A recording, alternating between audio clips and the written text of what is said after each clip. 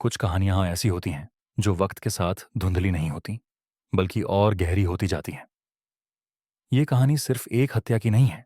ये एक ऐसे समाज की खामोशी की भी कहानी है, जहां एक मासूम लड़की 44 दिनों तक तड़पती रही और किसी ने कुछ नहीं कहा।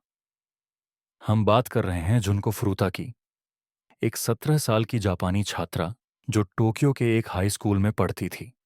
वो पढ़ाई में अच्छी थी, सीधी सादी, शांत स्वभाव की और अपने परिवार की उम्मीद। उसके माता पिता उसे लेकर बड़े सपने देखते थे, लेकिन उन सपनों को ऐसा तोड़ दिया गया कि सुनकर ही दिल दहल उठे। 25 नवंबर 1988। झुनको स्कूल से घर लौट रही थी। तभी उसे रास्ते में हिरोशी मियानो नाम का एक लड़का मिला, जो स्कूल में उससे सीनियर था और जापान की कुख्यात याकूजा गैंग से जुड़ा हुआ था।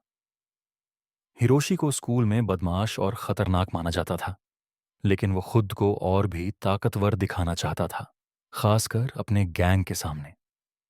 असल में हिरोशी मियानो और उसके दोस्त अक्सर लड़कियों को अगवा करके उनका शोषण करते थे, लेकिन झुनको फ्रूता ने एक बार हिरोशी के साथ बाहर जाने का प्रस्ताव ठुकरा दिया था। यही बात उसके अहम पर चोट कर गई। हिरोशी को लगा कि उसे सबक सिखाना जरूरी है, ताकि कोई और लड़की उसे मना करने की हिम्मत न करे।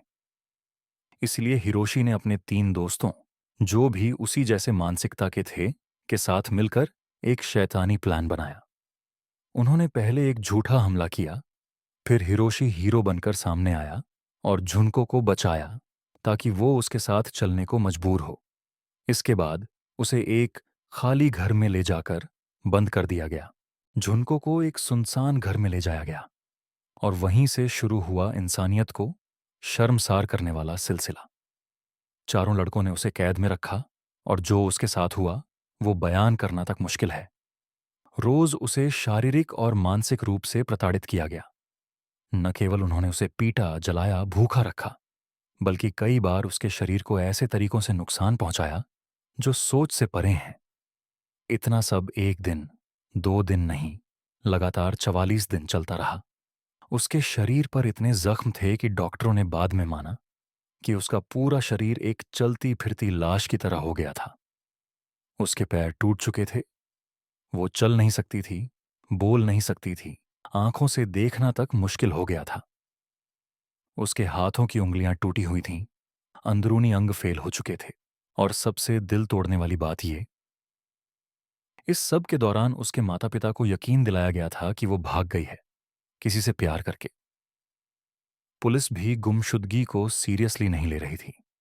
1-2 बार छानबीन हुई, लेकिन अपराधियों के संबंध गैंग और माफिया से होने के कारण कोई खुलकर सामने नहीं आया। कभी कभी झुनको कोशिश करती थी भागने की। एक बार उसने घर का दरवाजा खोल लिया, लेकिन पकड़ ली गई और फिर उसे इतना मारा गया कि उसके एक कान से खून निकलना बंद नहीं हुआ। लेकिन किसी ने नहीं सुना, किसी ने नहीं रोका। उसकी कहानी इतनी भयानक थी कि जापान के कई अखबारों ने इसका विवरण छापने से मना कर दिया। लेकिन सोशल मीडिया और इंटरनेट की वजह से आज उसकी सच्चाई दुनिया के सामने है।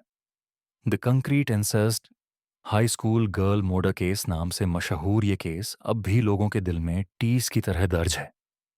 जुनको की मौत सिर्फ उसकी नहीं थी, ये उस पूरे समाज की चुप्पी की हार थी। उसके पड़ोसियों की, पुलिस की, स्कूल की और सबसे बढ़कर उन सब की जो कुछ जानते थे, लेकिन कुछ बोले नहीं। आज भी जब उसकी तस्वीर सामने आती है, एक मुस्कुराती हुई मासूम लड़की, तब यह सवाल उठता है, अगर एक भी इंसान उस समय आवाज उठाता तो क्या आज कहानी कुछ और होती। इस केस से हम यही सीख सकते हैं कि हमें चुप नहीं रहना चाहिए। जब भी हमें किसी के साथ अन्याय होता दिखे, हमें बोलना चाहिए, क्योंकि चुप्पी सबसे खतरनाक हथियार होती है। वो अपराध को जिंदा रखती है। झुनको फ्रूता की आत्मा को शायद अब भी शांति नहीं मिली, लेकिन अगर हम उसकी कहानी सुने, समझें और उससे कुछ सीखें, तो शायद उसकी पीड़ा को कुछ मायने मिल सके।